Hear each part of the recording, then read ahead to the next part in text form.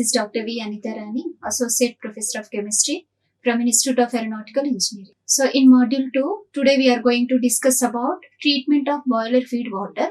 So in boilers, we will use the soft water to produce the steam, and we will use the steam for steam production. So today we are going to discuss in boiler feed water external treatment. So the topic is ion exchange process. So water softening. So what is softening of water? What is softening of water means the process whereby we remove or reduce the hardness of water. So irrespective of whether it is temporary or permanent, that is known as softening of water. Means we are removing the hard salts present in water. The hard salts like a calcium bicarbonate, magnesium bicarbonate, calcium sulfate, magnesium sulfate, calcium nitrate, magnesium nitrate, all these dissolved salts which are present in water. So that salts are removed by the process. That process is known as softening of water. So the process where we remove or reduce hardness of water. So either temporary hardness or permanent hardness. So that removal of hardness, so that process is known as softening of water. So it is very essential process since hard water is unsuitable for domestic as well as industrial purpose. Means we cannot use hard water for domestic purpose, for drinking or cooking, and as well as industrial purpose. For example, so we will use if we use the hard water in boilers, so we will get a boiler corrosion. Boiler corrosion will get, or some other problems, caustic embrittlement. So all these problems we are getting in the boilers. So when we take industries or either domestic purpose, cooking or drinking, we cannot use hard water. We will get so many problems. So we have to use soft water. So we have to remove all the dissolved salts present in water by some process. Means here in treatment of water, there are two types of treatment: external treatment and internal treatment. So today what we are going to discuss is external treatment. So external treatment means we are going to treat the water. So before using the water in the boilers, we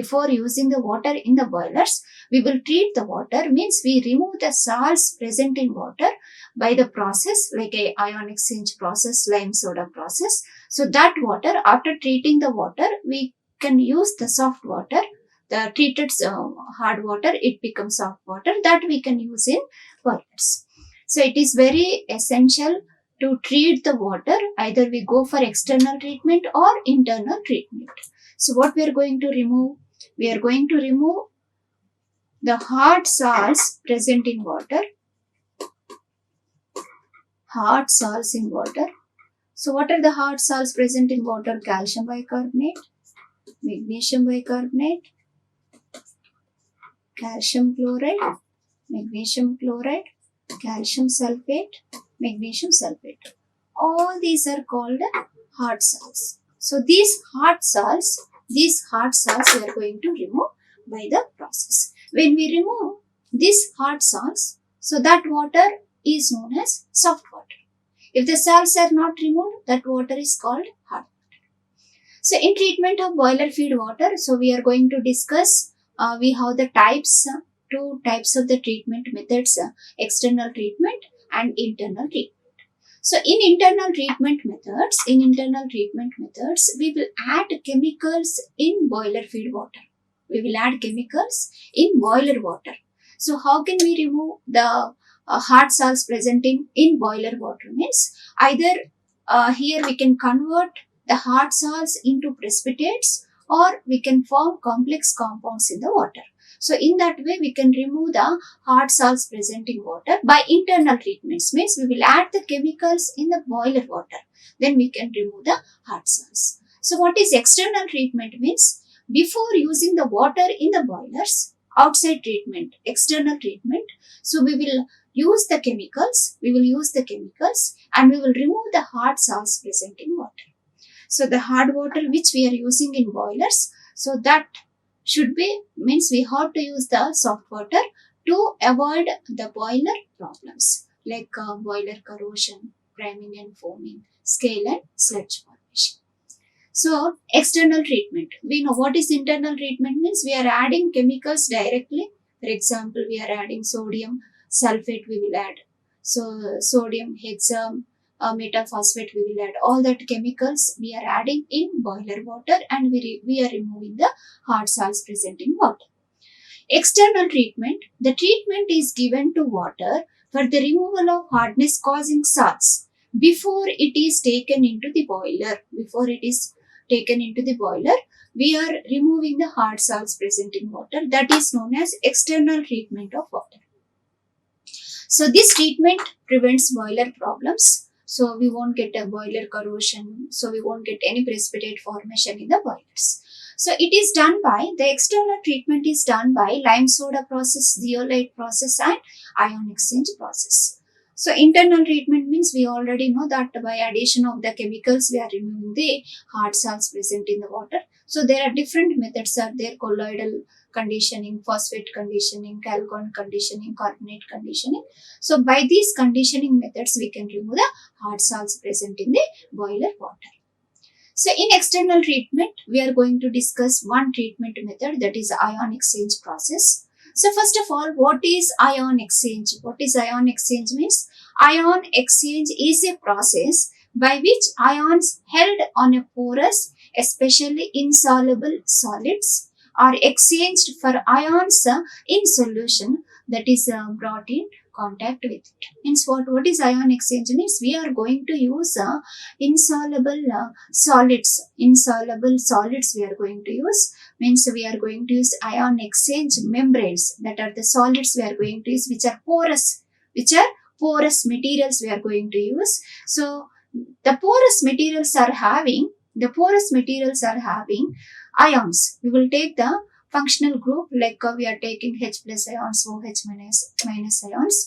So these porous materials which are having ions, either H plus ions or OH minus ions, so that here we are exchanging with the hard salts present in water. Either we can exchange calcium or magnesium or chlorates and sulfates present in the water. So that is ion exchange. So ion exchange is a process where we are exchanging the ions from the porous material to the ions present in the either cations or anions present in the water, hard water. Ion exchange resins. So what we are going to use ion exchange resins are? So ion exchange resins are insoluble. So that won't be soluble when we are using. See, some substances, some compounds will be soluble in water. But this ion exchange resins are insoluble, cross-linked, high molecular weight organic polymers. So we are going to use organic polymers as ion exchange resins, which are porous structure.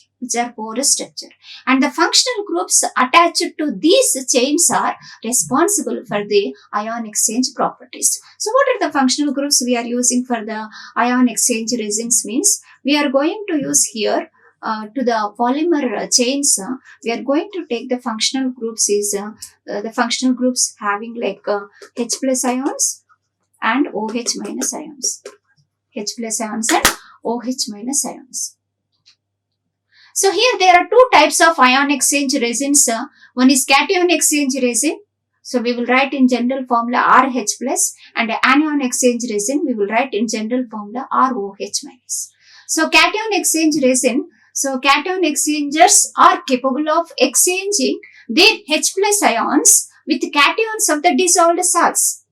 So we are using cation exchange resin, the polymers with functional group H plus ions. So the H plus ions here, it is exchanged with the cations of the dissolved salts that are present in water. What are the cations present in the dissolved salts? So what are the cations present in the dissolved salts is calcium and magnesium.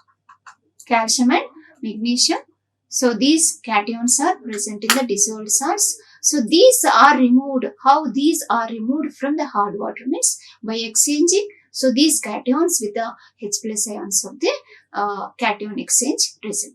So the cation exchangers, that is represented by the general formula RH. So we will write always complete cation exchange resin structure we are not going to write. So we will write RH. And these are mainly styrene divinyl benzene copolymers. So what are the cation exchange resins we are going to use in ion exchange processes? Styrene divinyl benzene copolymers having the functional group carboxylic group and also sulfonate group. So we are taking either carboxylic group or sulfonate group. So that is we are taking in styrene divinyl benzene copolymers. So R is the general structure and of the resin, and H is exchangeable with the cation. So anion exchange resin, anion exchangers are phenol formaldehyde or amine formaldehyde copolymer resins which exchange their OH minus ions with any anion present in the dissolved salts. So what are the anions present in the dissolved salts? We know that what are the anions present? Chloride and sulfate. So all these are present in here. So all these salts are present in all these ions like anions, chloride ion, sulfate, nitrates. So these are exchanged with the OH minus ions that is present in that we are taking in anion exchange resin. So the anion exchangers are represented by general formula ROH. So here it is represented, what R is represented general structure of the resin, and OH that is exchangeable with the anion. So thus all the cations present in the water and anions present in the water that are the dissolved salts present in the water. So that is exchanged with the cation exchange resin and anion exchange resin. So here we know now what are the ion exchange resins we are taking. So we are taking now here the first one, cation exchange resin with a functional group, sulfonate group and carboxyl group, where it is exchanged with the cations like a calcium and magnesium ions present in water. And at the same time we are taking anion exchange resins, that is amine formaldehyde and phenol formaldehyde. So that is exchanged with the OH minus ions of the anion exchange resin. OH minus ions that is exchanged with the anions, chlorides, sulfates that is present in hard water. That are here exchanged with the OH minus ions which are present in anion exchange resin. So this is the structure of cation and anion exchange resin. So this is the styrene divinyl benzene copolymers. So with the functional group, that is sulfonate group we are taking. So this is the styrene divinyl benzene copolymers. So where we are taking here quaternary ammonium salts. Okay, so we can go for by taking this functional group either H plus and OH minus ions, and we can exchange the cations and anions present in the hard water. So I will styrene divinyl benzene copolymers. Styrene divinyl benzene copolymers. So with functional group,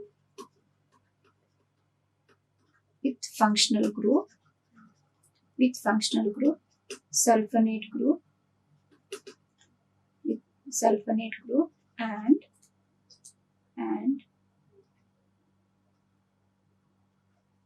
amine formaldehyde groups.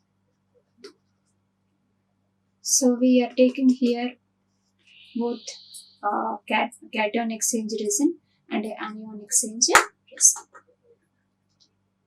So what is the process of ion exchange processes? So ion exchange process that includes the exchange of the cations and anions of the dissolved salts with H plus and OH minus ions that is present in ion exchange resins. So what is the process means? We can look into this diagram so we can understand clearly. So first we have to know how we are going to arrange the ion exchange process, what we are going to construct here. We can look into the diagram. So we are taking two chambers, first chamber, second chamber. So we are taking two chambers here. In the first chamber, we have to arrange the cation exchange resin, and in the second chamber, anion exchange resin. So what we are taking in cation exchange resin is RH. So R is the already we discussed that we are taking general formula with R and with functional group H plus RH. So in cation exchange resin, ROH. or OH. So we are taking in first chamber cation exchange resin. We arranged already. In second chamber anion exchange resin. Anion exchange resin. So we will take here two layers. Two layers we are going to take. So we can see in this diagram two layers we are going to take.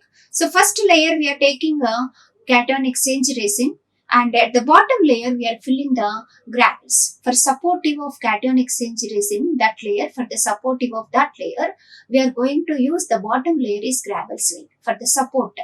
So first chamber is we are taking here cation exchange resins. Second chamber we arranged anion exchange resin. Now here we can see the inlet we are taking hard water. We are taking hard water in the first chamber, and we have seen here, we arranged here two inlets again. For the first chamber we arranged one inlet, one more inlet, where we will take here we can take like a H2SO4 solution or HCl solution for regeneration of the cation exchange resin.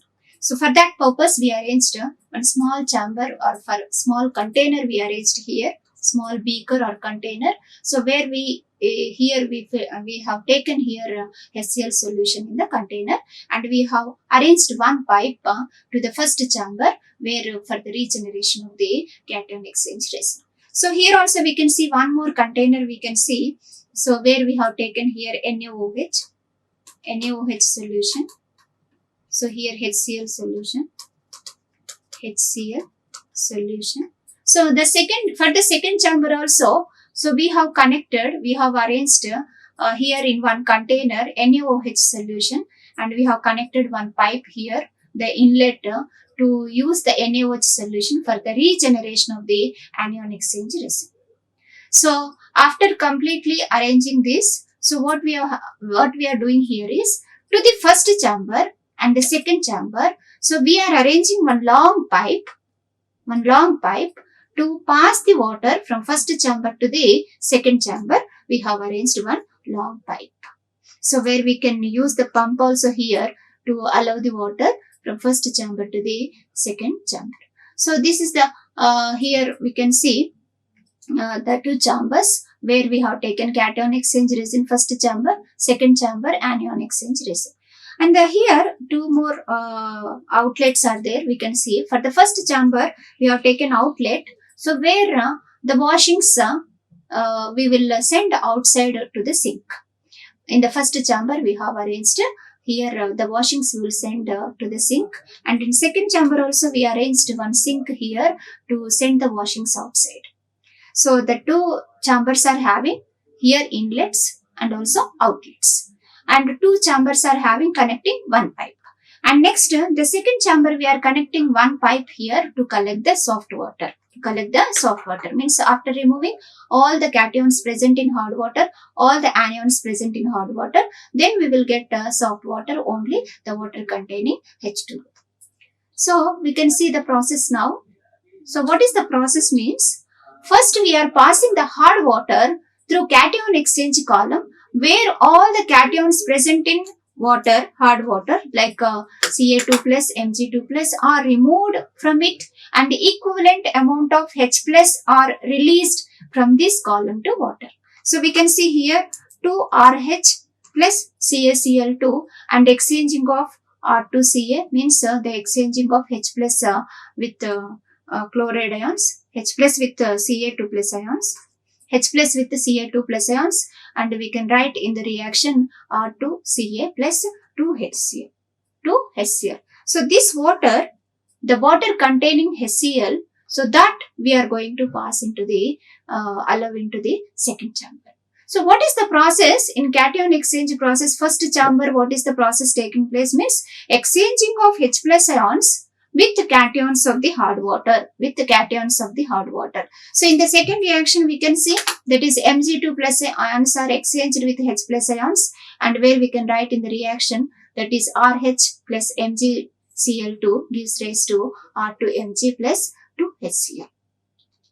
So this is the reaction we can see how the exchanging of cations that is taking place with H plus ions of the cation exchange resin. So two more examples also it is given here, that is exchanging of calcium sulfate present in hard water, exchanging of cations, like that is calcium with the H plus ions, and also magnesium sulfate, that is exchanging of Mg2 plus with the H plus ions. After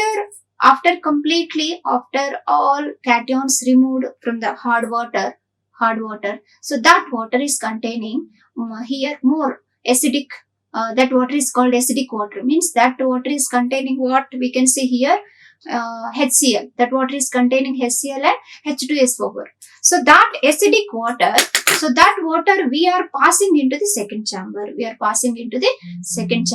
So when we are passing into the second chamber, what is happening here means, in the second chamber, exchanging of OH minus ions with chloride ions, sulfate ions and nitrate ions. So that is taking place here, means exchanging of anions of the anion exchange resin and exchanging of here the anions of the dissolved salts will be taking place. Means here you can see in the reaction ROH, that is anion exchange resin, we are arranged in the second chamber and we have passed the water containing HCl. So what is exchanged here? OH minus ions are exchanged with the chloride ions. It is exchanged with the chloride ions. So in the reaction we wrote RCl plus H2O. See, completely we got soft water. So the water is containing H2O, soft water. So here hardness will be very less or no hardness. So we will write here the water hardness is 0 to 2 ppm hardness. So we can take one more, like the water containing H2SO4, where exchanging of OH minus ions with sulfate ions, and we can write in the reaction R2SO4 plus 2H2. So this is the reaction taking place. Here the exchanging of anions, that is OH minus ions with anions present in the water, the dissolved salts like chloride ions, sulfate ions, so that are exchanged with OH minus ions present in the anion exchange resin. So the water what we collected now after doing the process in second chamber, here anion exchange process. So we got the soft water completely without any cations and anions, completely removed. So it is called here ion exchange process and deionized process or demineralization process. So here we can collect the soft water having only H2O. So this diagram, we can look into this diagram in industries, how the ion exchange process is taking place. So that diagram we can observe. So regeneration, it is very important. We have to do the regeneration process here in ion exchange process.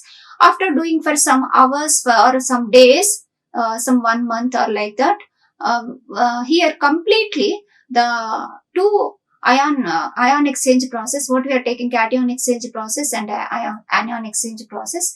The cation exchanger bed completely it is covered, that material, the polymer material completely it is covered with the cations of the dissolved salts, means calcium and magnesium.